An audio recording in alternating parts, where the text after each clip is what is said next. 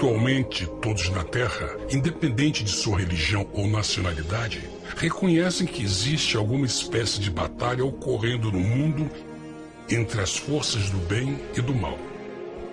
Uma luta colossal entre a luz e as trevas, a verdade e o erro, a opressão e a liberdade, o bom e o mal, e finalmente, a vida e a morte.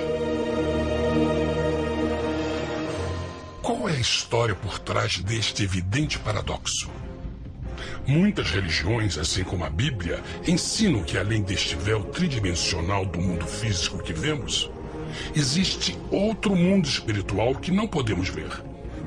Nesta realidade invisível ao nosso redor, se desencadeia uma batalha titânica entre o herói supremo e justo contra o vilão mais cruel e maligno. A grande pergunta é: quem são esses personagens e como e onde começou esta crise cósmica? Este é o maior mistério de todas as épocas e a história mais fascinante e verdadeira que jamais tem sido contada. Esta crise envolve cada pessoa sobre a Terra. Sim, cada pessoa.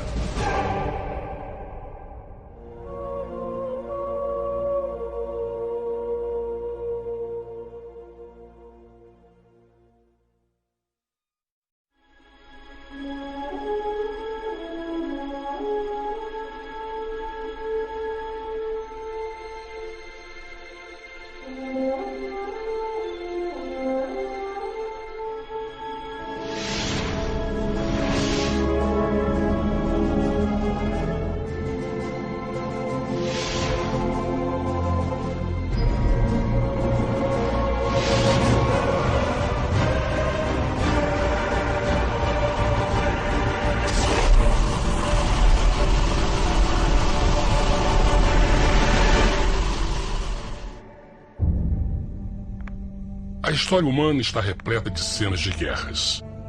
E todas as pessoas já experimentaram conflitos.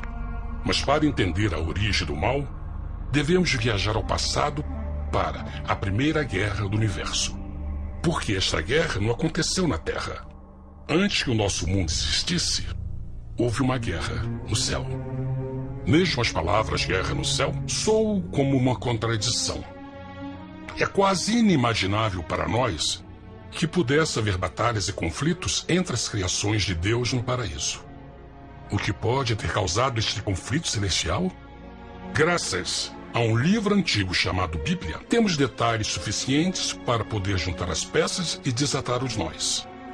Mesmo que trágica, é uma extraordinária e bela história de amor que vai desde o princípio dos tempos até tocar pessoalmente a você, a mim e a cada indivíduo na Terra. Nossa história começa há muito tempo atrás na capital do universo. Em um lugar chamado Céu, que estava repleto de seres angelicais que amavam fazer a vontade de Deus.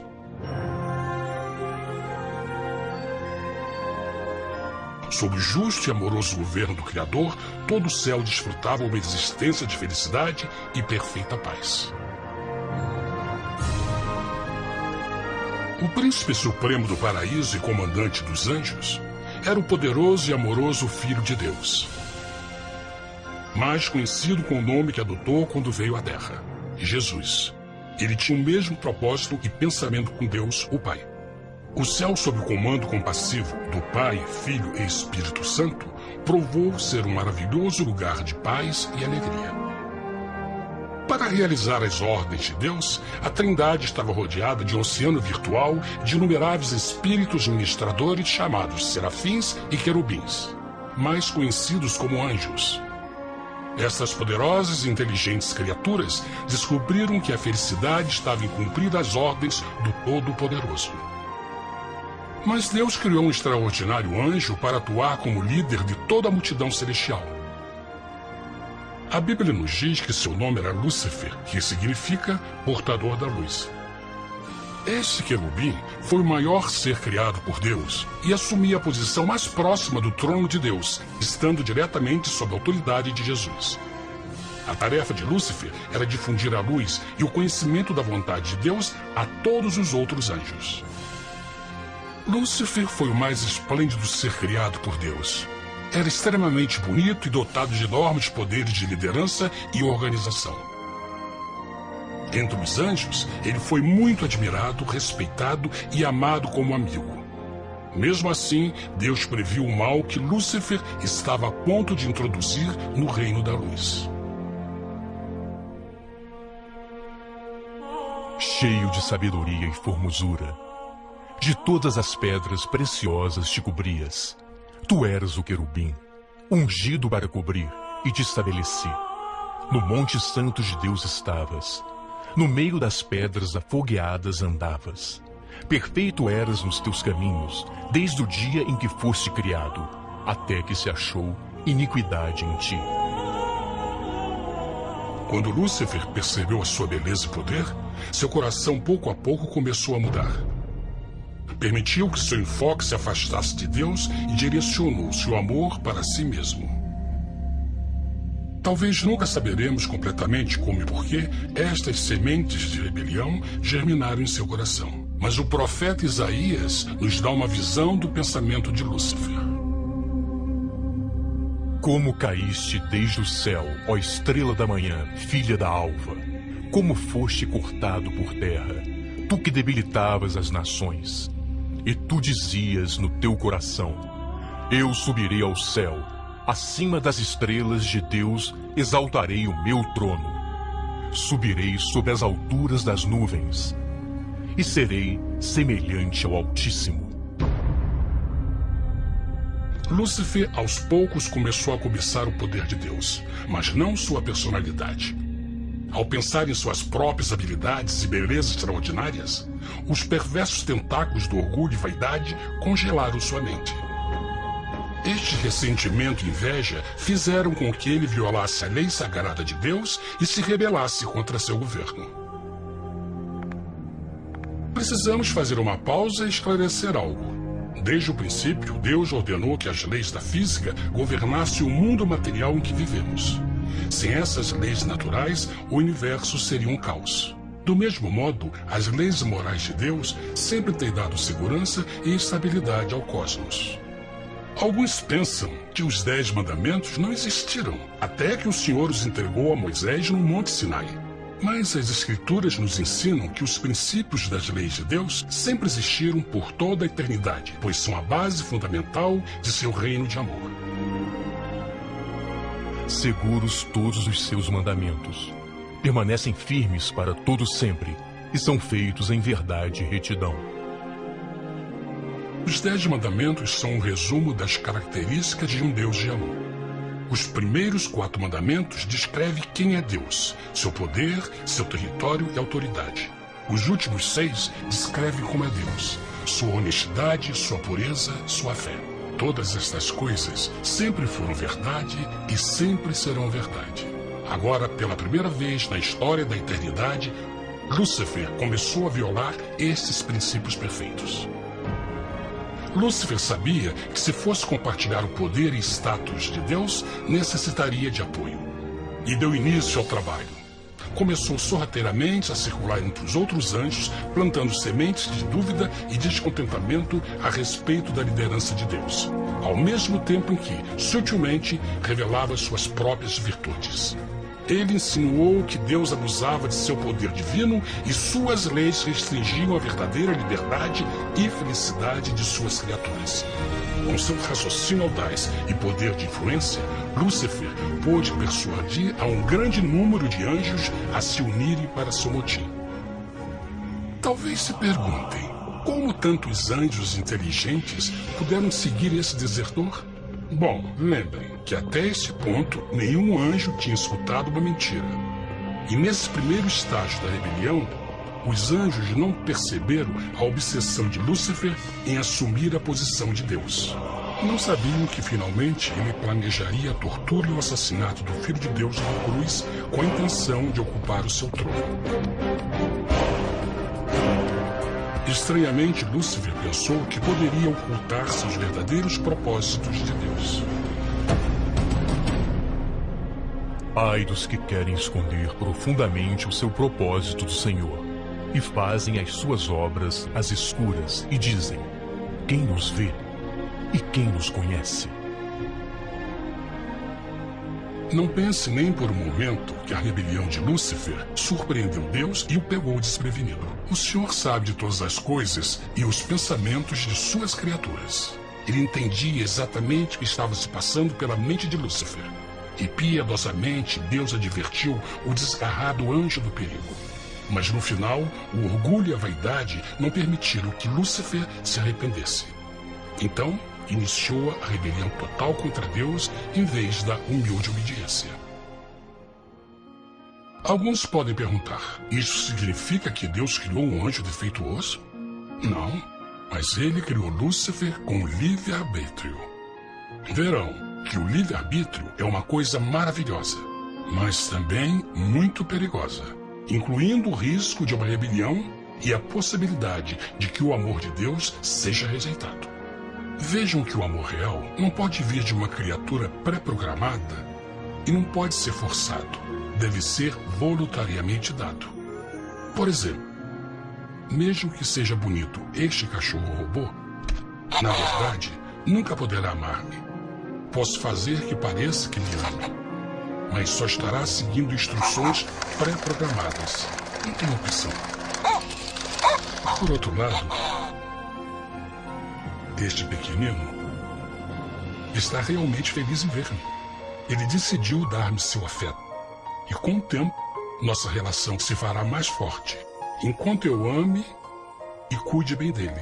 Do mesmo modo, um Deus de amor só quer amor verdadeiro de suas criaturas. E para que isso aconteça, elas precisam ter o livre-arbítrio.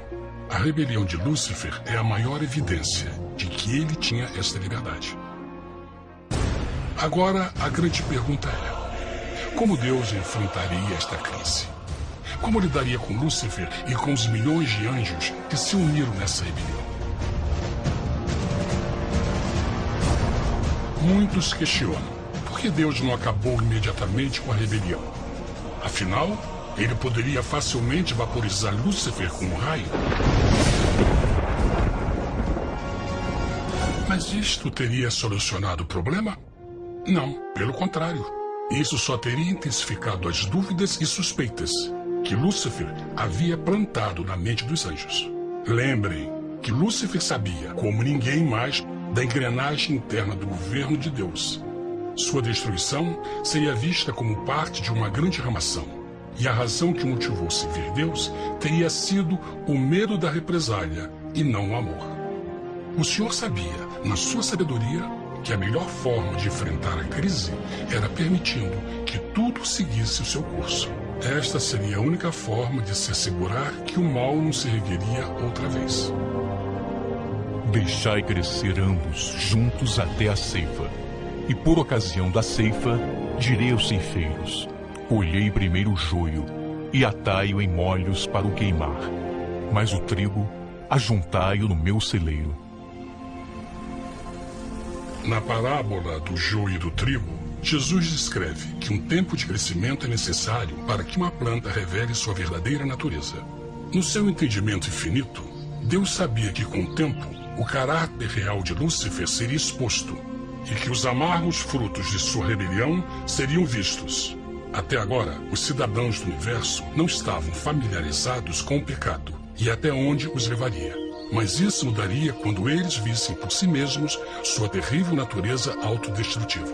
Afinal, a sabedoria e o amor do governo de Deus seria para sempre confirmado e o universo estaria seguro.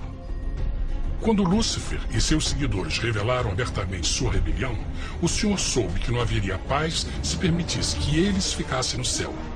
Deveriam pôr um limite, entrar em ação e enfrentar os rebeldes. Mas Lúcifer e seus seguidores nunca sairiam por vontade própria ou pacificamente. O passo seguinte foi a guerra. E houve batalha no céu. Miguel e os seus anjos batalhavam contra o dragão. E batalhavam o dragão e os seus anjos. Mas não prevaleceram, nem mais o seu lugar se achou nos céus. E foi precipitado o grande dragão, a antiga serpente chamada o Diabo e Satanás, que engana todo mundo. Ele foi precipitado na terra, e os seus anjos foram lançados com ele. A Bíblia não revela exatamente que tipo de armas foram usadas durante este conflito cósmico. Mas esta guerra foi como nenhuma guerra que os olhos mortais já viram. Apocalipse 12:4 nos diz que finalmente Lúcifer e 1/3 dos anjos de Deus foram expulsos do paraíso.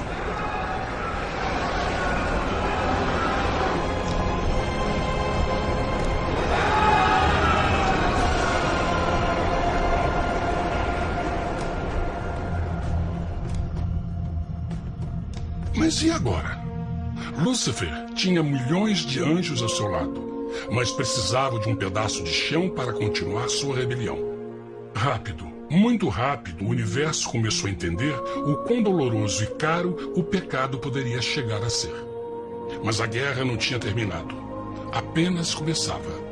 Lúcifer, o portador da luz, agora virou Satanás, o adversário.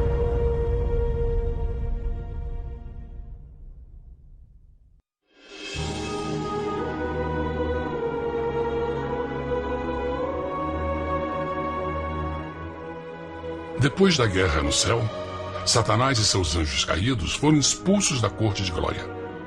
Por um tempo, o diabo e seus demônios vagaram pelo universo buscando inutilmente mundos que se compadeceram e se uniram à sua rebelião. Enquanto isto, o coração de Deus sentia intensamente o vazio que deixou a perda de Lúcifer e seus anjos. Então o Pai, o Filho e o Espírito Santo retomaram seu trabalho favorito, o maravilhoso trabalho da criação. Decidiram fazer um mundo novo, pleno, com muita variedade e diversas criaturas de amor. Este novo mundo seria único, porque as criaturas principais seriam feitas à imagem de Deus. Para eles, o Senhor também daria o domínio deste planeta novo, que conhecemos como Terra. No princípio, Deus criou a terra. E viu Deus tudo quanto tinha feito, e eis que era muito bom. Que imagem maravilhosa! Deus forma um novo mundo, nosso planeta, Terra. E em cada maravilhoso dia da criação, algo novo e espetacular começa a fazer parte da cena. Por exemplo, no terceiro dia, Deus falou e uma linda e exuberante vegetação fez parte da existência. Plantas de todas as cores, formas e tamanhos. No quinto dia, o mundo estava repleto de espantosas e exóticas criaturas, que podiam tanto se elevar aos céus como deslizar pelas águas azuis. E outras podiam fazer as duas coisas. No sexto dia, houve a introdução de um grande número de animais terrestres. Desde o gigante elefante até o pequeno esquilo, cada um encontrou um lugar nesse novo planeta para viver em harmonia com o resto da criação. E também no sexto dia, Deus criou o homem. E disse Deus: façamos o homem à nossa imagem conforme a nossa semelhança.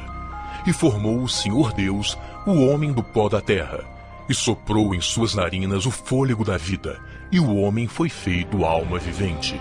E plantou o Senhor Deus um jardim no Éden, do lado oriental, e pôs ali o homem que tinha formado.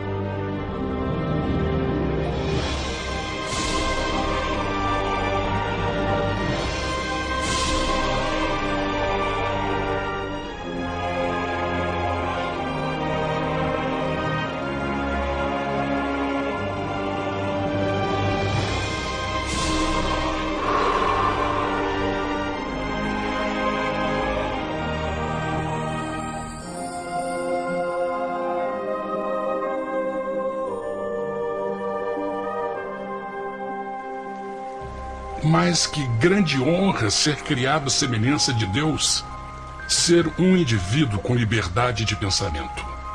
No princípio, o homem não percebia sua nudez. Provavelmente porque antes do pecado ele estava vestido de glória e luz.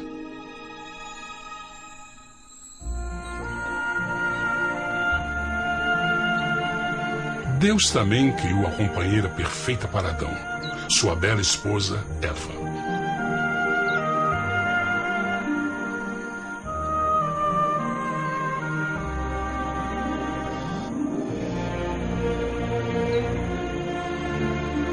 Um feliz casal foi colocado em um magnífico jardim perfeitamente projetado para aumentar sua felicidade. Para Adão e Eva e as outras criaturas da terra, também foi dado o privilégio divino de procriar a sua própria imagem. A intenção de Deus foi que a raça humana tivesse domínio sobre este paraíso perfeito para sempre. Eternamente felizes e saudáveis, trabalhariam com a flora do jardim de Deus enquanto desfrutariam o afeto e companhia de todas as criaturas sob seus cuidados. O ambiente que nossos primeiros antepassados experimentaram foi muito diferente do mundo de hoje. As rosas já não tinham espinhos, os insetos não mordiam nem picavam, e os leões e as ovelhas brincavam juntos.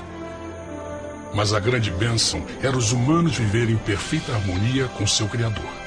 A cada 7 dias, Adão e Eva descansavam de seu prazeroso trabalho e gozavam de uma comunhão com a visita de seu Criador. Era um mundo esplêndido e maravilhoso. E esse estado de felicidade teria continuado eternamente se nossos primeiros parentes tivessem mostrado fidelidade com uma simples prova. Mas da árvore do conhecimento do bem e do mal, dela não comerás, porque no dia em que dela comeres, certamente morrerás. Visto que o adversário havia contaminado o universo com sua rebelião, o Senhor viu a necessidade de uma simples prova de amor e lealdade. Lembrem que os anjos bons acabaram de ver 1/3 de seus amigos serem expulsos do céu durante a guerra. Como estariam seguros de que esses novos humanos não se uniriam a Lúcifer e causariam problemas? Então o Senhor plantou uma árvore no jardim, uma árvore cujo fruto não deveria ser comido sob pena de morte. Ao passar por esta simples prova de obediência, Adão e Eva mostrariam a lealdade para com Deus e a fé em sua palavra. Ainda mais, era uma prova de amor. Por isso, Jesus disse em João 14, "Se me amais, guardais meus mandamentos." Mas alguém mais soube desta prova de fé e estava determinado a usá-la em seu favor. Satanás estava com inveja dos humanos que desfrutavam da bendita vida que ele perdeu. Sua feliz existência estava em total contraste com a sua, que agora estava cheia de culpa, pecado e miséria.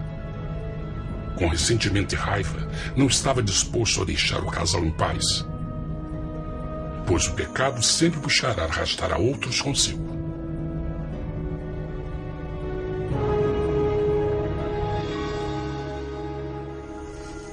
Então um dia, quando Eva estava concentrada em seu agradável trabalho, se viu sozinha e muito perto da árvore proibida. Foi quando Satanás viu sua oportunidade. Através de uma serpente hipnotizante, o anjo caído chamou Eva até a árvore e a envolveu em uma conversação.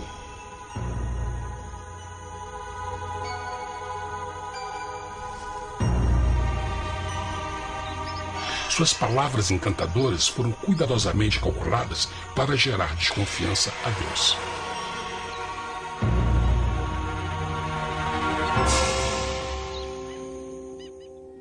A serpente replicou à mulher: "De modo algum morrereis. Deus sabe que no dia em que dele comerdes, vossos olhos se abrirão, e sereis como Deus, conhecedores do bem e do mal." A mulher notou que a árvore era boa para comer, pois era atraente aos olhos e desejável para alcançar sabedoria. Colheu o seu fruto e comeu. Deu também ao seu marido, que comeu assim como ela. Tragicamente, quando Eva escutou a suave e sedutora voz do tentador, começou a ter certas dúvidas da palavra de Deus. A serpente enganou com a promessa de grande poder e sabedoria. Isso chamou sua atenção. Além disso, aparentemente um fruto deu à serpente a habilidade de falar. Que outros poderes poderia dar a ela?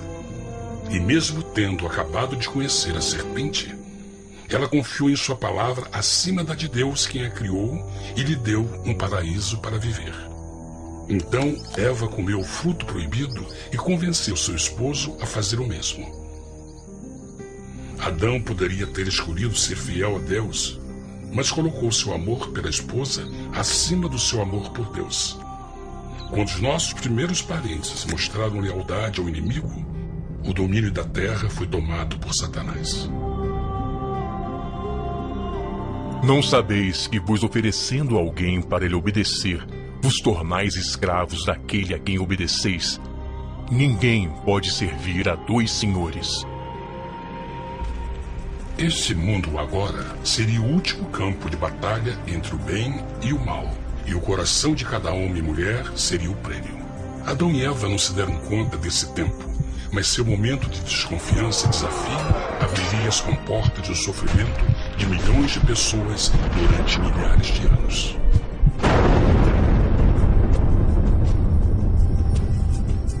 Portanto, como o pecado entrou no mundo por um homem, e por ele a morte, e assim a morte transmitiu-se a todos os homens naquele em quem todos pecaram. Nossos primeiros parentes logo enfrentaram o terrível resultado de seu pecado. Em estado santo, Adão e Eva resplandeciam com túnicas de glória. Depois de pecarem, suas túnicas naturais de luz se desfizeram e eles ficaram mortificados com a sensação de sua nudez. Vergonha e temor tomaram lugar de sua alegria e paz e trataram de cobrir sua nudez com folhas. Agora eles se encontravam sob constante influência do diabo. Ao ceder à tentação, debilitaram sua natureza. E Satanás ganhou poder sobre a humanidade. As pessoas não podiam resistir às tentações do diabo com sua própria força. Por último, e o mais aterrador, se encontravam vivendo sob a pena de morte iminente. Deus havia advertido que a desobediência traria a morte. Já tinha experimentado a morte espiritual. Quanto tempo passaria para sofrerem a morte física também? Nesse ponto, seu futuro não tinha nada mais que escuridão e desespero. Tendo expulsado o homem, colocou diante do jardim do Éden os querubins com o cintilar da espada flamejante, para guardar o caminho da árvore da vida. Como o pecado provocou a expulsão dos anjos caídos de seu lar celestial, agora pela desobediência, Adão e Eva foram tirados de seu jardim, seu lar no paraíso. Tudo à sua volta estava mudando rapidamente, e a humanidade se encontrou suscetível às dores, doenças e finalmente à morte. Até os animais e plantas estavam infectados pela terrível maldição. Os espinhos e cardos agora apareciam em árvores e flores, e os animais que antes eram gentis começaram a se matar e a devorar uns aos outros. O pior resultado foi que o pecado separou a humanidade de Deus. Mas vossas iniquidades cavaram um abismo entre vós e vosso Deus. São vossos pecados que ocultaram de vós sua face, para não vos escutar. Na criação, foram dados a Adão e Eva a honra de falar com os anjos, e até com o Filho de Deus cara a cara. Mas Deus é tão puro e santo que nenhum mal pode existir na sua presença. Agora que os primeiros humanos tinham pecado, Deus afastou sua santa presença deles para sua própria proteção. O pecado tinha queimado uma parte da alma do homem que já não podia ver a dimensão espiritual. Deste momento em diante, a comunicação com o céu seria limitada. Mesmo com todas estas maldições caindo sobre Adão e Eva, o coração do Senhor se encheu de compaixão. A lei que haviam violado não poderia ser alterada para salvá-los, pois é tão sagrada e imutável como Deus mesmo. O Senhor sabia que havia só uma maneira na qual o homem podia se redimir. Então um plano foi revelado, nascido do fundo do coração de Deus. Um plano para salvar o homem de seu encontro com a morte eterna e restaurar tudo que estava perdido com o pecado. Seria de grande intensidade, alcance e poder, mas seria um plano que também implicaria num enorme sacrifício. O amor de Deus para conosco se manifestou por ter enviado ao mundo seu Filho unigênito, a fim de vivermos por ele. Nisso consiste o amor, não em termos nos amado a Deus, mas em ele nos ter amado e enviado seu Filho para se sacrificar por nossos pecados. As Escrituras claramente ensinam em Romanos 6:23, o custo do pecado é a morte. A lei violada demandava a vida do pecador e só tinha um em todo o universo qualificado como substituto da humanidade. O Criador só podia pagar a dívida de suas criaturas tomando seu lugar. Então Jesus Cristo, o Filho de Deus, concordou em deixar a pureza, glória e segurança do céu. Ele viria para morrer em nome do homem em seu malvado e renegado planeta. Ele nasceria como um inocente e indefeso bebê, suportaria uma vida de dor e vergonha e mesmo assim viveria uma perfeita e vitoriosa vida. Finalmente, ele teria uma morte humilhante para poder ser o substituto da humanidade caída. Por seu sacrifício, a humanidade incrivelmente receberia uma nova oportunidade de ter a vida eterna. Seu sangue seria o resgate para um mundo raptado por Satanás. Este maravilhoso plano de redenção foi graficamente ilustrado no sistema de sacrifício de animais ordenado por Deus depois da queda do homem. O Senhor tinha avisado Adão e Eva que iriam morrer no dia em que comessem do fruto proibido. E como que permaneceram vivos? A Bíblia nos diz que imediatamente depois do pecado, Deus providenciou roupas na forma de peles de animais. É bom notar que o Apocalipse se refere a Jesus Cristo como a ovelha que foi morta desde o princípio do mundo. Isto indica que uma ovelha foi sacrificada no mesmo dia para prevenir suas mortes imediatas. Pela fé, neste sacrifício, suas mortes foram simbolicamente transferidas deles para a criatura inocente. A ovelha certamente era a representação de Jesus. Assim, um raio de esperança foi dado em uma situação de escuridão e desespero. Através do arrependimento e a fé no sangue do Messias, qualquer humano poderia uma vez mais ser filho de Deus. Mas mesmo com este grande plano para a humanidade, Satanás ainda tinha o domínio da terra. E a vida na terra não estava fácil. No mundo haveis de ter aflição, mas coragem, pois eu venci o mundo. Naturalmente, muitos se perguntam, como um Deus amoroso e poderoso permite dores e sofrimentos no nosso mundo atual? Mas está claro desde o Gênesis que Deus nunca quis que nós tivéssemos o conhecimento da dor dessa vida. Quando o mundo saiu das mãos de Deus, a terra era um maravilhoso paraíso. Foi o pecado de Adão e Eva que deu a Satanás o direito de assumir o controle deste planeta. Devido à sua trágica eleição, o diabo e seus súditos ganharam o poder de tentar e atormentar os humanos, introduzindo a doença, a dor e o sofrimento. Talvez fosse melhor perguntar: por que Satanás não tem o controle total da humanidade? A resposta é Jesus Cristo. Talvez já perceberam que a morte de Jesus na cruz deu a cada um de nós a oportunidade de sermos salvos, mas na verdade fez muito mais do que isso. Quando o Salvador ofereceu sua vida para redimir a terra, esse ato poria restrições ao controle de Satanás sobre a humanidade. Satanás não poderia forçar nossa vontade e seu poder de nos ferir seria limitado. O sacrifício de Cristo também nos trouxe um tempo de prova, durante o qual poderíamos ver a diferença entre o governo de Deus e o de Satanás, e então decidir a quem servir. Finalmente, pelo sacrifício que fez Jesus, o reino de Satanás chegará ao seu final, e um dia a terra será devolvida ao homem mais maravilhosa do que era no princípio.